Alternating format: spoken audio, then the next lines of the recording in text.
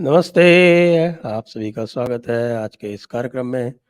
और आज हम बात करने वाले हैं मध्य पूर्व यानी मिडिल ईस्ट यानी इज़राइल वर्सेस हमास के संदर्भ में जो एक पूरा एक कॉन्फ्लिक्ट ज़ोन जो बन गया है, उस कॉन्फ्लिक्ट ज़ोन के पहले तो हम कारणों का अन्वेषण करेंगे और उसके बाद फिर हम देखेंगे कि ये किस ओर जा रहा है। और हमारे साथ है आदि अचिंत, आपके जाने-पहचाने अब तो। आपका स्वागत है, आदि अचिंत जी। नमस्कार सर, जय हिंद, जय भारत। और बताइए, कल हमने एक डिस्कशन किया था कि भई ये जो हमास की निगाहें जो हैं वो इज़राइल पर हैं, लेकिन क्या निशाना भी इज़राइल पे ही है या कहीं और है? निशाना बड़ा ग्लोबल है सर। दिस इज हम लोग सब एक जंग को देखते हैं। देखिए, मैं 2 साल से ये चीज बोल रहा हूँ। ये जो जंगें हो रही हैं, जो पहली विश्व की जंग हुई थी, वर्ल्ड वॉर 1 और वर्ल्ड वॉर 2, उससे जो एक सिक्योरिटी इंफ्रास्ट्रक्चर और एक ग्लोबल ऑर्डर बना था, जो 70 साल चला, 70 साल के बाद, 75 साल के बाद वो ऑर्डर अभी काम नहीं कर रहा है। जब ऑर्डर काम नहीं करता है तो उसमें ब्रेक्स होती हैं, चीजें टूटती हैं, और वो टूटने का मतलब होता है जंग। तो आपके साथ में लड़ाइयां होती हैं, ये होता है, वो होता है, wars. Wars are the best way to change the global order, क्योंकि एक लड़ाई में लोग साइड्स लेते हैं। साइड्स लेने पे वो ऑर्डर चेंज करना इजी होता है। सो that is the most baseline जो चीज मैं बोलना चाहूंगा। पहली जंग थी आपकी, पहली जो वॉर हुई यूक्रेन के साथ हुई, उसके अंदर एक क्लियर एक फैक्शन बना, the eastern faction and the western faction.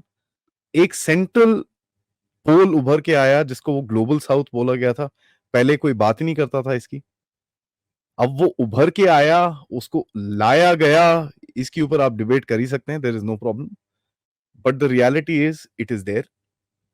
Global south के सामने उसके साथ आप खड़े हुए हैं, which is a very clear thing. वो जो वॉर हो रही थी उससे कुछ निकल नहीं रहा था, it wasn't giving that impact, हुआ नहीं उससे। They needed another issue. Who is this they? God knows. क्योंकि कई लोग बोलते हैं ये अलाउ किया गया, ये किया गया, वो किया। अब देखिए, वो सब कंस्पिरेसी थ्योरीज हैं। Let's talk about what is there on the ground. Hmm, दूसरी हुँ, जंग स्टार्ट हो गई है। दूसरी वॉर इतनी पोलराइजिंग है कि हमारे देश में 3-4 ब्लास्ट हो चुके हैं। लोग झंडे लेके खड़े हुए हैं, people are getting arrested, people are getting charged. Online तो आप देखिए, आग लगी हुई है, राइट? उसमें सबसे बड़ी चीज जो उभर के आ रही है कि एक लेफ्ट जो है, ग्लोबल लेफ्ट, सबसे ज्यादा तमाचा उसको पड़ा है। और ये ग्लोबल लेफ्ट जो है सर, इसको ग्लोबल ऑर्डर को नहीं बदलना है, क्योंकि उनके हाथ में सब कुछ था। They had the power of everything. अगर ये ऑर्डर बदलेगा, मल्टीपोलर ऑर्डर जो बाहर निकलेगा, उसमें ग्लोबल लेफ्ट एक यूनाइटेड एंटिटी नहीं बन के रहेगी। तभी आपने देखा, सबसे बड़ा एग्जांपल है जॉर्ज सोरोस के ऑफिसेज बंद हो रहे हैं, उसके पैसे खत्म हो रहे हैं। बीबीसी जैसी वेबसाइट जो वर्ल्ड रिनाउंड थी, आज न्यूयॉर्क टाइम्स बीबीसी के अगेंस्ट में आर्टिकल लिख रहे हैं वहां पर। So there is a shift, there is a complete shift USA के अंदर से। अगर आप देखिए, again state department versus defence department की जंग है ये। कौन जीतेगा? ऑब्वियसली इस टाइम पे तो defence department is number 1। Blinken गया, चारों तरफ उसको चमाटे पड़े, बट उसने नेगोशिएशन का ट्राई करा, एक स्टार्ट करा। आज वो नेगोशिएशन कौन कर रहा है सर? Defence department. सऊदी का डिफेंस मिनिस्टर गया है मिलने के लिए यूएसए में। उनका फॉरेन मिनिस्टर नहीं गया, डिफेंस मिनिस्टर गया है। ईरान के फॉरेन मिनिस्टर को यूएसए में बुलाया गया, यूनाइटेड नेशन में झटका मारा गया, बेटा संभल जा। And that kind of threat does not come from the state department sir, वो आती है डिफेंस डिपार्टमेंट से। 3 से 4 एयरक्राफ्ट कैरियर्स वहां पर खड़े हुए हैं। लोगों ने बोला था इजराइल 1 इंच घुसे गाजा के अंदर हम दिखाते हैं। Sir, total area captured is more than 20 square kilometres already. हाँ 2 किलोमीटर तो अंदर जा चुका है वो। एंड 3 एक्सेस से गया है सर, एक भी नहीं, दो भी नहीं, 3 एक्सेस से। वो ऊपर नॉर्थ से 2 एक्सेस से घुसा है, गाजा सिटी में बीच में से घुसा है वो। फोटोग्राफ्स आ गई हैं sir, he is on the main road, जहां से वो जो रेफ्यूजी कॉरिडोर बनाया था, ही इज देयर ऑलरेडी। किसने अटैक करा? रेटरिक बहुत है, लोगों में गुस्सा बहुत है, बट ग्राउंड पे अगर आप देखिए, हिजबुल्लाह भी थोड़ा सा ना ना ना ना ना ना।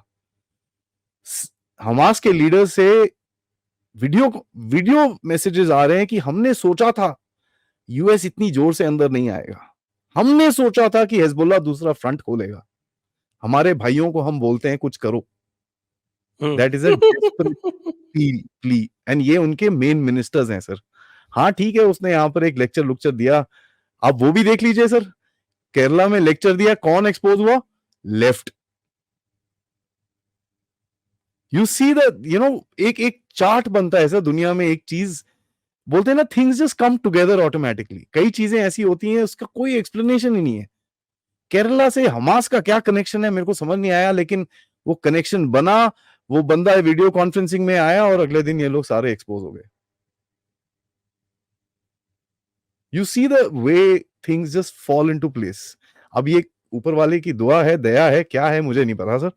This is how the world is going.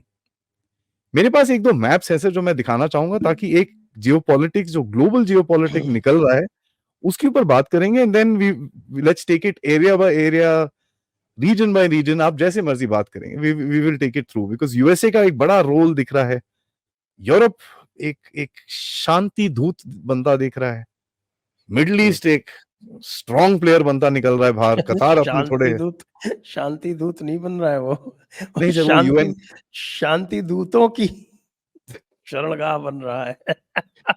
तभी मैं बोल रहा था। तो स्कॉटलैंड वाला बोलता है कि देखो हम सारे ले लेते हैं, कोई प्रॉब्लम नहीं है, हम तो 2 मिलियन लोग, हम ले लेंगे।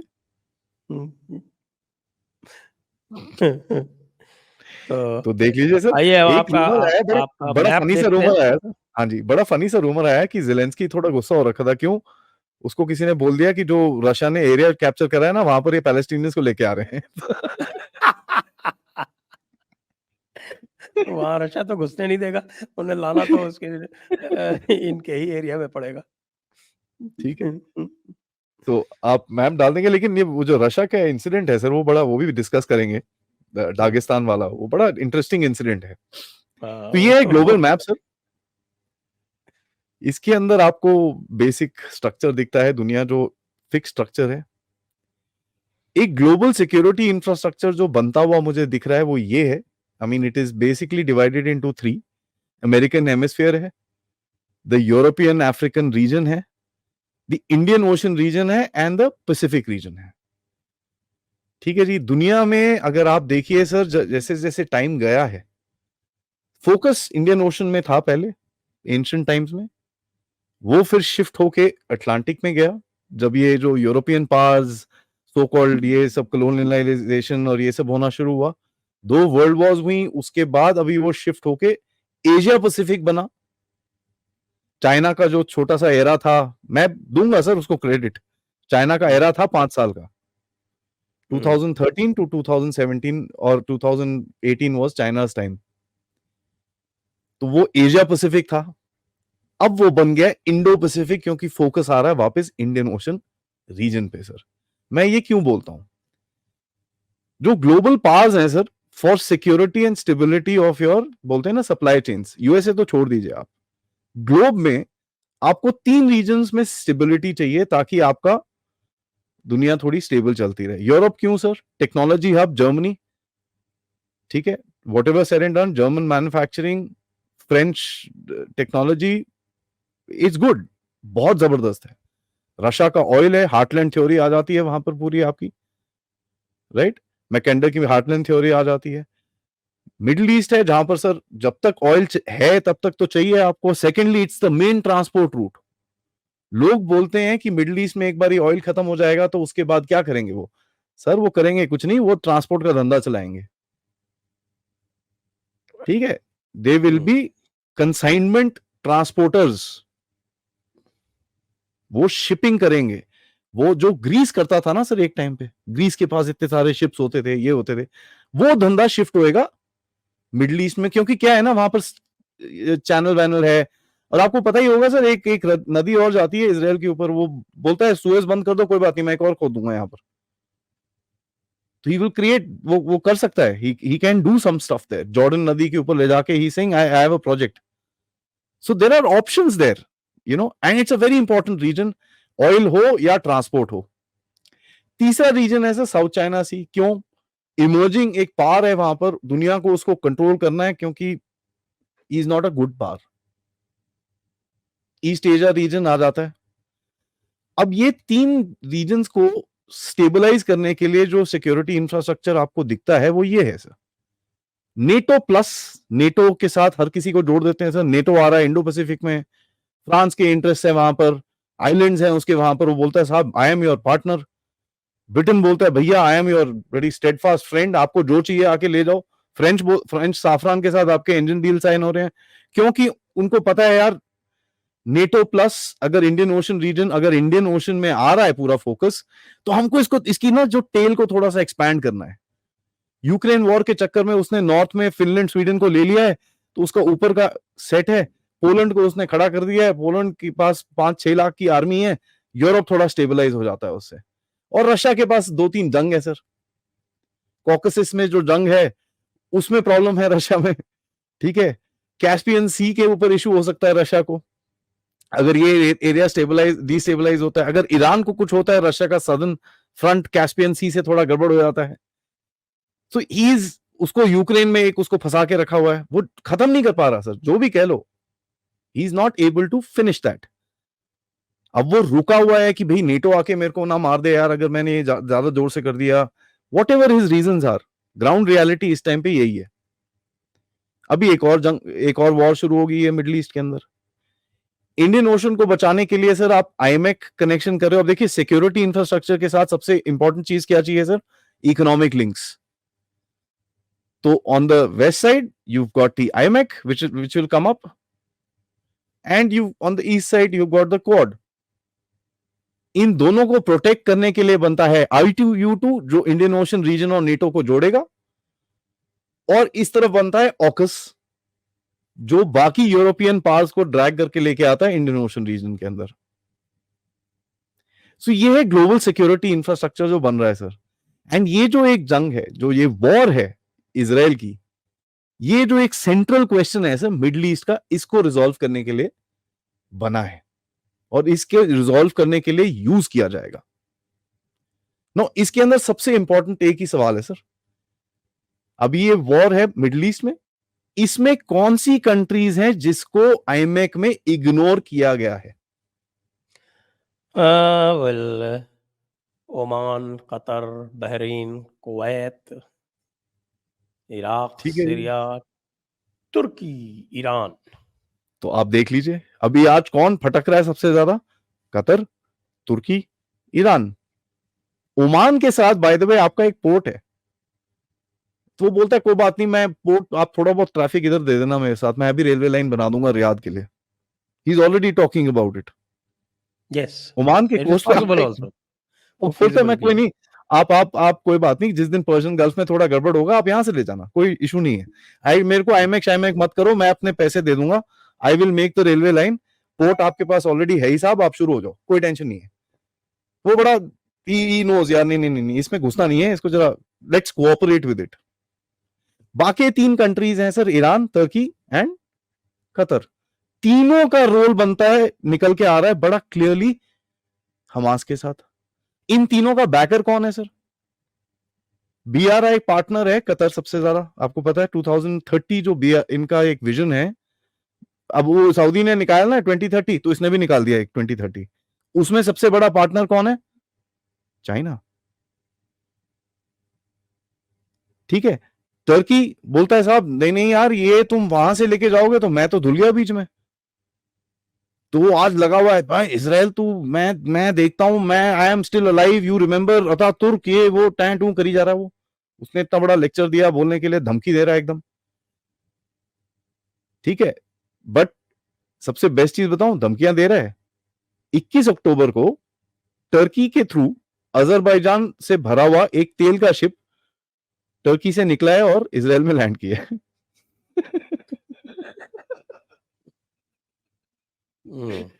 तो कर लो बात। एंड इजराइल के साथ टर्की का एक पाइपलाइन प्रोजेक्ट है अजरबैजान से। अभी बोलता है मैं नहीं करूंगा, बट कुछ ऑफ नहीं हुआ है। Officially nothing is of. कल को अगर ये वॉर खत्म हो जाती है, 6 महीने गुस्सा रहेगा, उसके बाद बोलेगा हाँ जी कर लो।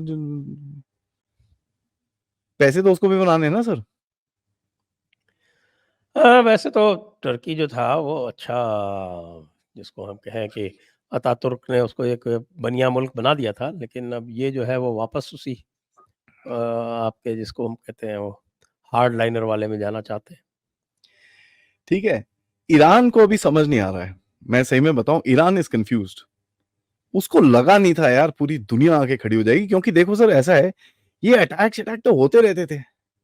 हाँ ये थोड़ा एक्सट्रीम था, उसके एंगल से बोल रहा हूं, हमारे एंगल से it was too extreme, should never happen again.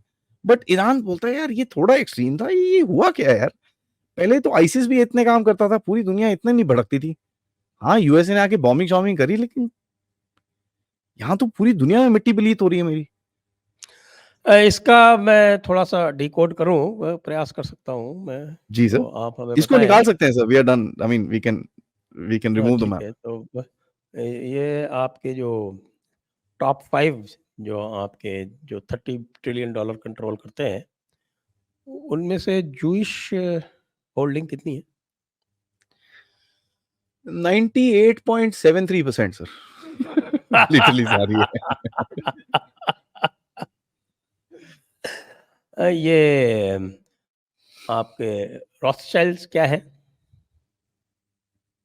मेरे ख्याल से इजराइल के लैंड ओनर्स हैं वो। रॉकफेलर्स क्या है? उनके फैमिली फ्रेंड्स हैं सर।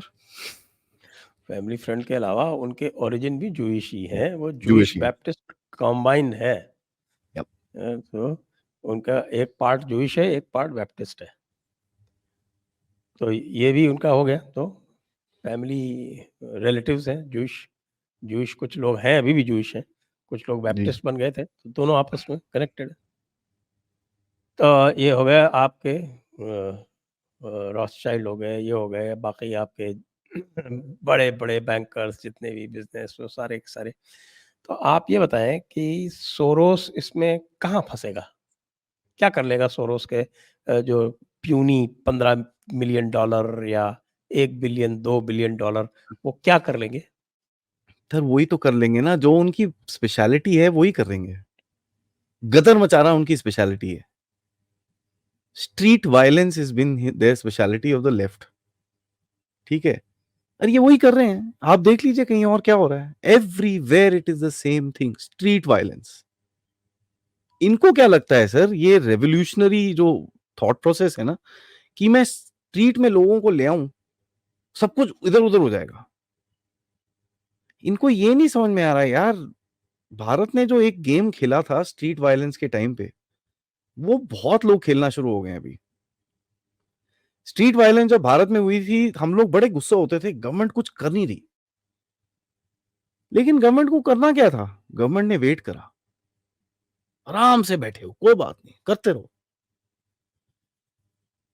अमृतपाल सिंह के भी देखिए क्या हुआ, बहुत गुस्सा हुए सब, यार इतनी रॉ आईबी सब कुछ, कोई उठा नहीं सकता उसको। बाद में पता चला वो जहां जहां जा रहा है उसका पूरा नेटवर्क उड़ाया वहां से।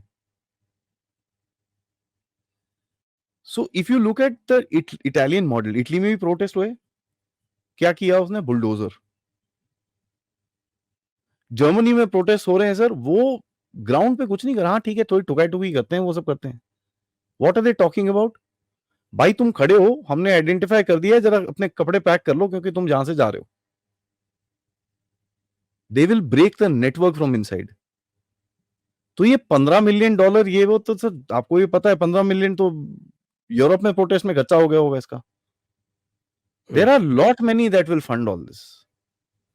हार्वर्ड यूनिवर्सिटी के जितने डोनर्स हैं सर, जिन्होंने रिजेक्ट करा है उसको वो तो ठीक है, जिन्होंने नहीं रिजेक्ट करा वो जो तो हार्वर्ड से चले गए वापस, जिन्होंने चिट्ठियां डाली हैं भाई वी विड्रॉ फ्रॉम हार्वर्ड, वो तो ठीक है। बाकी अरे बाकी सब तो छोड़ दो सर, इजराइल के बीच में खड़े हो गए थे झंडे लेके वो लोग, विड्रॉ, सीज फायर, ये वो, it is this, it is that. तो लेफ्ट जो है ना सर, ये डाइंग स्प्रे है, और वो दिया जब बुझता है उसमें थोड़ा जलता है वो, and this is what you are seeing right now, जो एक हाँ, but cold war leftism order है। Plus Islamism is a deadly cocktail. Sir Islamism ऐसा है, मैं तो बोलूंगा ये जो एक साइकिल ऑफ टेररिज्म होता है ना सर, 40 साल का साइकिल होता है। Terrorism has been there forever, but every 40 years थोड़ा सा चेंज हो जाता है। आप दुनिया में देखिए सर, अगर 80s 90s में एक चीज मैं आपको याद कराऊं, आपको चीजें क्या दिखेंगी? Bombings, hijacking, all through the world.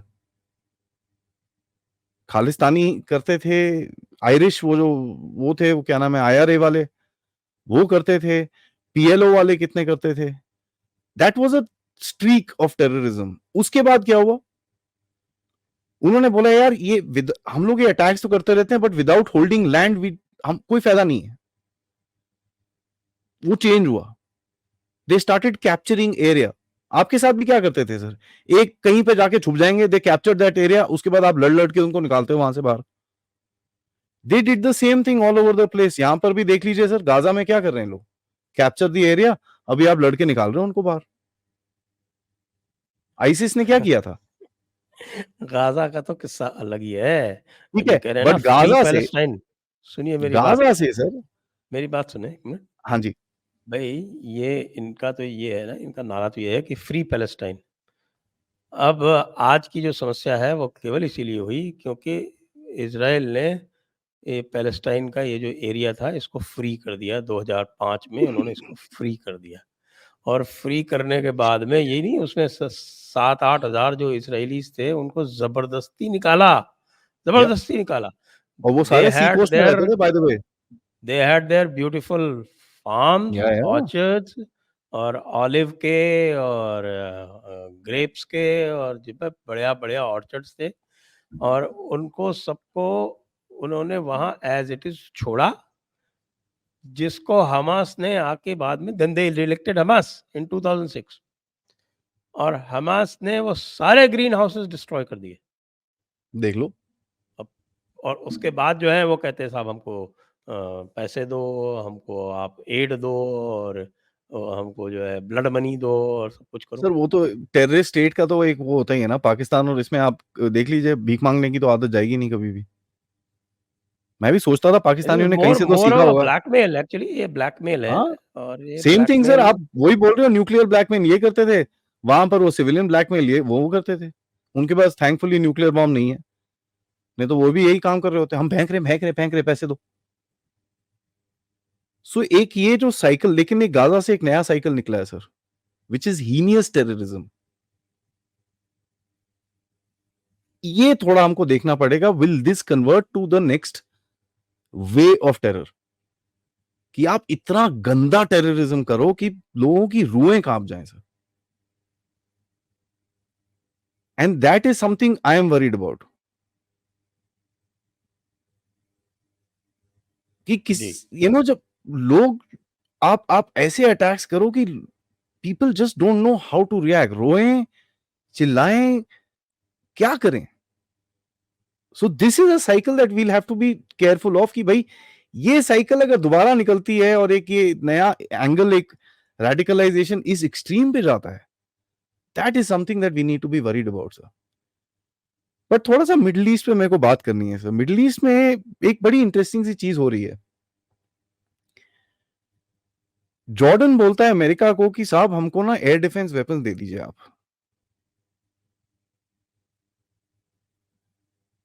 क्या मैं वेट करूं सर? नहीं, नहीं, चले, चले। जॉर्डन मुझे अमेरिका को बोलता है कि यार हमको आप एयर डिफेंस वेपन दे दो, यहां पर ना हमको थोड़ा सा डर सा लग रहा है। अमेरिका के पास कौन कौन जाता है सर? ईरानियन फॉरेन मिनिस्टर को ऐसे ऐसे करके बुलाया जाता है वहां पर, तू इधर आ जा भाई, तेरे से बात करनी है हमको। सऊदी फॉरेन मिनिस्टर भागता हुआ जाता है अमेरिका। कतरी लगे हुए हैं अमेरिका के अंदर, अमेरिका के अंडर काम करने में, वो जो जो भी नेगोशिएशन कर रहे हैं। सीसी इजिप्ट का वो पूरा यूएन और अमेरिका के साथ कोऑर्डिनेट कर रहा है। मेरे को ये सवाल पूछना है सर, लोग बड़े बोलते थे चाइना आ गया, यार कोई मिस्ड कॉल तक नहीं मार रहा शी जिनपिंग को इस टाइम पे, बाकी सब तो छोड़ दो सर। वो भाई मिस्ड कॉल तो मार दो यार, बेचारे को लोनली फील कर रहा है वो। Why aren't people going to China sir, मेरे को ये बताइए। वो तो बड़ा पीस मेकर था ना सर, क्या हो गया? 6 शिप्स भेजी, कहां गई वो शिप्स? जो हिडन रिपोर्ट्स है अमेरिका के, एक वो अमेरिका के जहाज के पास आके उसने थोड़ी कारस्तानी करी। अमेरिका ने कोई 150 जहाज भेजे इनके शिप्स के ऊपर फ्लाई पासेस करने के लिए, लो पासेस। एंड उसके बाद वांगी बैठा था अमेरिका में, बात थोड़ी ठंडी हो गई है और शी जिनपिंग जा रहा है अमेरिका बाइडेन से मिलने। तो क्या हो गया भाई, आप तो बड़ा इतना चढ़ गए थे यार, हम ये हो जाएगा, हम वो हो जाएगा, ये करेंगे, वो करें। दिखाओ, शो अस योर कार्ड्स। कोई दिखाने को राजी नहीं है sir, nobody is doing it.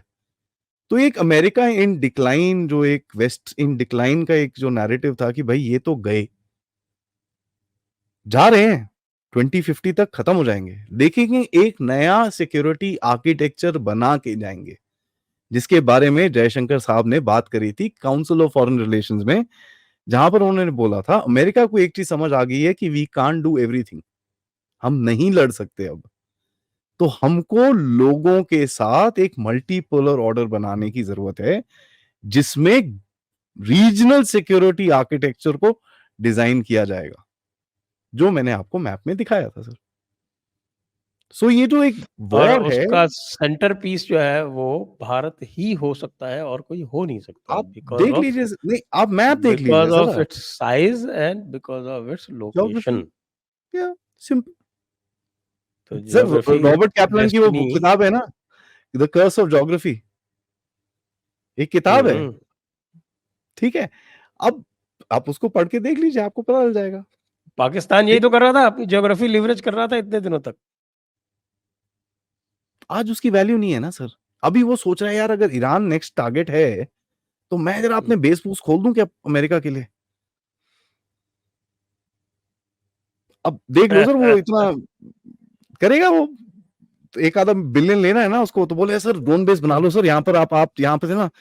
अब आप एक चीज याद करो सर, एक सीक्रेट एग्रीमेंट साइन हुआ था फरवरी मार्च में अमेरिका के साथ पाकिस्तान का, उसके बाद उसको क्या IMF से पैसे पूसे मिले थे। सीक्रेट एग्रीमेंट क्या था? सिस्मो, CISMOA, वो रिन्यू हुआ था सर। इमरान खान जब तक बैठा था तब तक कोई ये साइन नहीं करना चाह रहे थे, जहां इमरान खान गया उन्होंने रिन्यू कर दिया। उसके पार्ट में होते हैं basin facilities, logistical and basin facilities उसके अंदर होता है। तो सर इंसिडेंट क्या होगा इजराइल में, जैसे लोग बोलते हैं ना ये प्लान्ड है, प्लान नहीं था। अमेरिका को पता था कि बीच में मिडिल ईस्ट में कुछ होएगा, something will happen, and when that something happens we have to take advantage of that to change the structure. अब वो कहां होता? वो इराक के नॉर्थ में कहीं पे होता, सीरिया के साथ कहीं होता, ईरान के साथ कहीं होता, पाकिस्तान अफगानिस्तान के साथ कहीं होता, it could have happened anywhere. But Saudi और यमन की जैसे जंग हो रही थी ना, उससे कोई फायदा नहीं हो रहा था, it was not giving you the result, so वो बंद करो। देखिए इस्लामिक कम्युनिटीज में तो कभी भी किसी जगह भी कोई फ्लैश पॉइंट हो सकता है, आप भी जानते हो। So you don't plan for the war, you plan for a war and then see how you can leverage out of it. देखिए sir, that's how the game is played ना, at the end of it आप भी तो यही कर रहे हो ना सर। इस टाइम पे कतर आपको तंग करने की कोशिश कर रहा है, आप भी उसकी अभी घंटी खींचोगे। इट्स नॉट खींच दी दैट ना, सिंपल। एक्चुअली उल्टा हुआ है। तो आज अभी मैंने एक रिकॉर्ड किया उसके ऊपर वीडियो, उल्टा हुआ है क्योंकि इन्होंने जो है उसके ऊपर $8 बिलियन का निकाल दिया वो GST एरिया। सर ये गधों को, एंड पार्डन द फ्रेंच, इनको ये और नहीं पता। उसके बाद इन्होंने ये कर दिया कि हमने 8% करो, इसको, नो ये तो प्रॉब्लम, पागलपन है।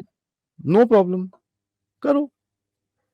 सर सऊदी से आपने बात करी होगी, एंड यू नो आपका जो बात हो रही होगी कतरियों के साथ, इस टाइम पे ओमान के साथ हो रही होगी।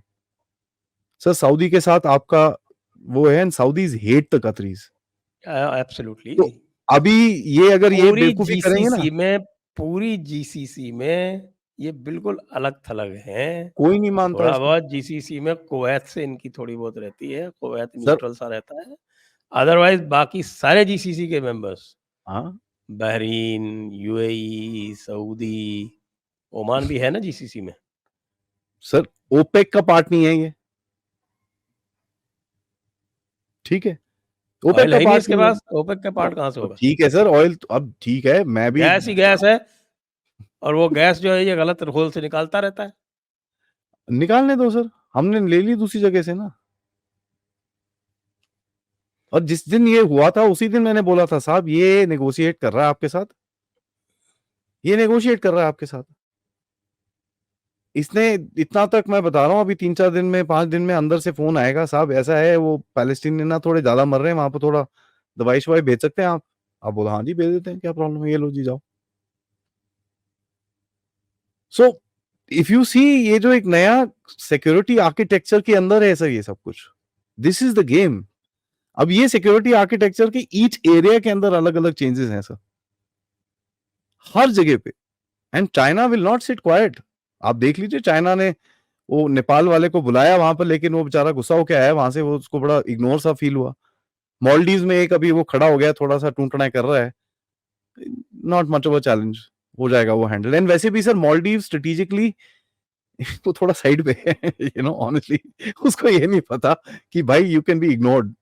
मॉरिशस है, पूरा एरिया वैसे भी इट्स मेडागास्कर है, वी पूरा got that covered. Mauritius, Madagascar, Seychelles सब जगह है। तो ये ही जस्ट, वो थोड़ा कुछ लेना चाह रहा है आपसे, वो ठीक है कोई बात नहीं, बच्चा है खेलने दो, इट डजंट मैटर। बांग्लादेश में थोड़ी उंगली अभी यूएसए कर रहा है, हाँ, बांग्लादेश में बहुत ज्यादा उंगली कर रहे हैं इस वक्त तो भाई। ठीक है, बट बांग्लादेश के बारे में सर एक चीज है, आपको पता है ये सब होने वाला है, you been preparing for a post Hasina regime. Bye, सबसे पहले तो आपने वो जितने भी ऑनक्लेव शॉनक्लेव थे सबको बोला भैया माफ करो, हम बना रहे बाउंड्री, खत्म कहानी, we don't have anything to do with you anymore. So you knew this time is gonna come, she is not gonna live forever sir. अभी आप नेपाल के साथ भी बात कर रहे हो साहब, we need to demarcate, sorry ये सब बेवकूफी बंद करो। वो तभी गुस्सा है आपके साथ, और कुछ नहीं है। जो लीपू लेक, ये जो लिम्पियादुरा का जो ये पंगा था, it started with this because we said we wanted to start controlling. Oh नहीं ना,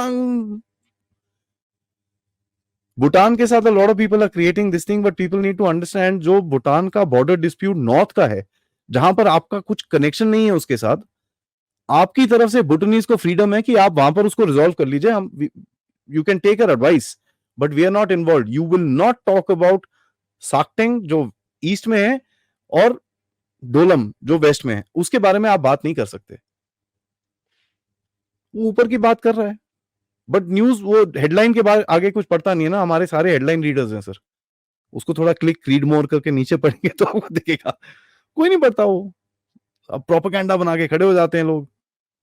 and even if let's say Bhutan कुछ कर ले, यू थिंक चाइनीज, वो इतना बड़ा बॉर्डर है, उनको भूटान ही मिला अंदर घुसने के लिए वहां पर, they can as it is come towards Doklam यार, उनका भी अपना वहां पर ट्राई जंक्शन तभी बोलते हैं ना। तो भूटान इज अ टैक्टिक, आपके ऊपर प्रेशर डाल रहे हो और कुछ नहीं है, and it is a negotiating tactic. आप कल को मान जाओ एक्साइचिन ले जाओ, वो सब भूल जाएगा। उसको डर के है सर कि आप अभी पीओके करते रहते हो, गिलगिट बाल्टिस्तान करते रहते हो, बोलता है भाई ये क्या हो रहा है, मेरे को यहाँ पे मिला नहीं, वो उधर पे ले जाएगा, मैं करूंगा क्या यार, what am I suppose to do. So वो आपको तंग करेगा इधर उधर। Geopolitics, that's how the game is played. What is the upshot of this Hamas? हम अभी ये पिछली बार डिस्कस कर रहे थे कि भाई हमास को निकाल पाना उन टनल्स में से बड़ा मुश्किल है। सर इन्होंने एक लेकिन स्ट्रैटेजी अब निकाली है। ये पिछले 2 दिन से गाजा के अंदर हैं। इनका तो इनके तो बोलते हैं कि साहब कहीं एक छोटा-मोटा भी कोई नुकसान नहीं हुआ। नहीं नहीं, क्यों, दे फाउंड द टनल्स, ये लोग उसको मार रहे हैं, एंड उसके अंदर क्या फेंकते हैं सर ये लोग, दे एक्सप्लोडिंग फोम फेंकते हैं अंदर। फोम होती है, सॉफ्ट होती है, it can go inside, once it goes inside it explodes, explode होती है तो वो हार्ड हो जाती है, इट बिकम लाइक रॉक, बंदा फंसा हुआ अंदर। एंड जब वो फंस जाते हैं, जो इनके एस्केप हैचेस होते हैं उसके सामने खड़े हुए हैं बंदूकें लेके सर, बाहर निकलते हैं, दे कैच देम। 70-80 तो एक मैंने देखा है सर वीडियो के अंदर, 70-80 निकल रहे हैं बाहर, गन पॉइंट, बाहर निकल। कहीं ना कहीं एक और चीज है सर, पॉपुलेशन को इन लोगों ने जो सैचुरेट करा है, सैचुरेशन का मतलब क्या है, आप खाना पानी बंद कर दो, और वो भी सर देखो पानी तो it's a fake news, because Israel से 12% पानी जाता है गाजा के अंदर, 12%, दैट्स इट। रेस्ट उनका अपना है, सैलिनेशन और काफी प्लांट्स हैं उनके पास बोरवेल्स हैं, ये बिजली तो है नहीं है सर, जनरेटर है ना। आपके 50,000 लीटर पेट्रोल भी है आपके पास, आप कौन से 5 वहां पर लाख टैंक चला रहे हो, जहाज चला रहे हो? 5 लाख हाँ चलो जी, मैं तो 50,000 डिस्काउंट दे रहा था। और वैसे भी सर वो जो अंडरग्राउंड टनल्स हैं इजिप्ट के थ्रू, अभी तक बंद नहीं हुए हैं, तभी तो गुस्सा हो रहा है वो इजिप्शियन, तभी तो रो रहा है भाई, ये क्या हो रहा है, बंद करो इसको यार। That those tunnels were the ones, Egypt में जो टनल्स हैं वो यूज हुए थे, सूडान से सामान आया था, ईरान से सूडान गया, सूडान से इधर आया है, और शिप टू शोर ट्रांसफर करते हैं, जैसे मैंने पिछली बार बताया था, ये डंप कर देते थे एक बॉय के साथ, वो आता था एक छोटी सी डिंगी में, नीचे वो हुक लगा के उसको drag it to the this thing. Water pipeline China ने डोनेट करी थी, वही पाइपलाइन को काट के इन्होंने वो बनाई है। मैं तो ये बोल रहा हूँ चाइना ने ये जान के डोनेट करी थी कि इसके अंदर रॉकेट फ्यूल जा सकता है। सर कौन सी पानी की पाइपलाइन है यार, हम भी घरों में रहते हैं, हमने तो नहीं देखी इतनी स्ट्रांग पानी की पाइपलाइन जिसके अंदर रॉकेटें चला रहे हो तुम, और पूरी दुनिया कोई सवाल नहीं पूछता इसके बारे में, क्यों? कौन सी सर मेटालिक पाइपलाइंस में पानी भेजते हो आप? Sir you been in the you manage city sir, आप बता दो मेटालिक पाइपलाइंस है सर नीचे की, वो पीवीसी की होती हैं कि वो सीमेंट की होती हैं? आप मेटालिक पाइपलाइन में पानी फेंक रहे हो यार, अच्छा, very nice, interesting. Special special metal वाली वो भी थिक गेज मेटल जिसके अंदर रॉकेट फ्यूल भर के आप फेंको तो 120 किलोमीटर जाती है rocket. So this is not easy, this is not a simple thing. ये लोग घुस गए हैं सर अंदर, ये लोग नहीं निकलने वाले अभी बाहर। नेतन्याहू के दिन नंबर्ड है, ठीक है, उसने वो गलतियां करनी शुरू हो गए उसको ये लोग खा जाएंगे। देखो सर, इजराइल को एक फॉल गाय तो चाहिए, ठीक है, and he will be it, ठीक है। अब वो उसका कल यायर लापिद के साथ भी थोड़ा सा ट्विटर पे ऊपर नीचे हो गया, बेनी गैंट्स के साथ भी हो गया, नफ्ताली बेनेट के साथ भी थोड़ा सा टुक टुक हो गया। अब देखो sir, you can fight one, you can fight two, you know, तो उसको लड़ने देंगे, लड़ने के बाद उसको झटका मारेंगे। एंड उसने ऑलरेडी एक स्टेटमेंट दे ही दिया है कि I will take whatever responsibility comes my way. तो वहां पर भी थोड़ा चेंज होगा, the structure will change because it will get more harden the previous old Israel, not this woke half right wing, वो नहीं, they need to change that, क्योंकि उनका सर्वाइवल डिपेंड करेगा। एंड अमेरिका का क्या है सर, अमेरिका को पता है हम लोग नहीं लड़ सकते जमीन पे, let's play with our strengths. हमारा स्ट्रेंथ क्या है? Naval power and air power. लेके क्या आया है sir? Aircraft carriers and aircraft. उंगली करो, मैं दिखाता हूं तुमको, I am not going on the ground बेटा, but you touch me and I show you what happens after that. America बहादुर के भी मामले गजब है। अब जैसे अभी आपने कहा ना कि अब उनका जो है इधर उधर और कहीं नहीं चल रहा, तो बांग्लादेश में उंगली कर रहे हैं। अब भाई ये मोदी जी ने मिलवा दिया हसीना को बाइडेन से, लेकिन वो इस्टेब्लिशमेंट बाइडेन को कुछ समझता ही नहीं है। सर वो उसको लेफ्ट लगता है है कि ना, हमें हसीना को लेफ्ट है ना, हटाना है तो हम हटाएंगे। हम हटाएंगे, हमको ये हमास चलाना है, हम चलाएंगे।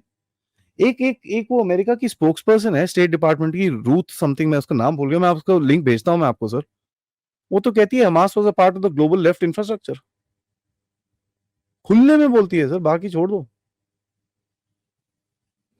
I mean they are not even shameful of what they are saying। एक लास्ट चीज बोलूंगा सर, ये कई लोग ना एक नैरेटिव चलाते हैं कि भाई इजराइल के 1200-1500 लोग मरे, आप तो 7000 मार चुके हो, ये कौन सी जंग की बात है, ये है वो है। उस दिन मैं लाइव कर रहा था, एक बंदा आया, मैं बोला भाई ये कौन सा विच लॉजिक इज दिस? तो इस हिसाब में तो आपके 44 मरे थे वो पुलवामा में, तो आप जरा बॉर्डर क्रॉस करके 150 मार देते, खत्म हो जाती कहानी। वो पॉपुलेशन इक्वलाइजेशन करके आप 150 मार दो, खत्म। वो तो इज देखिए दिस प्रोपोर्शनैलिटी का जो लॉ है जिसकी ये बात करते हैं कि भाई कि सेल्फ डिफेंस का जो प्रोपोर्शनैलिटी इन सेल्फ डिफेंस का जो लॉ है, इंटरनेशनल लॉ, वो प्रोपोर्शनैलिटी इज कि आप you have to use force proportional to your objective.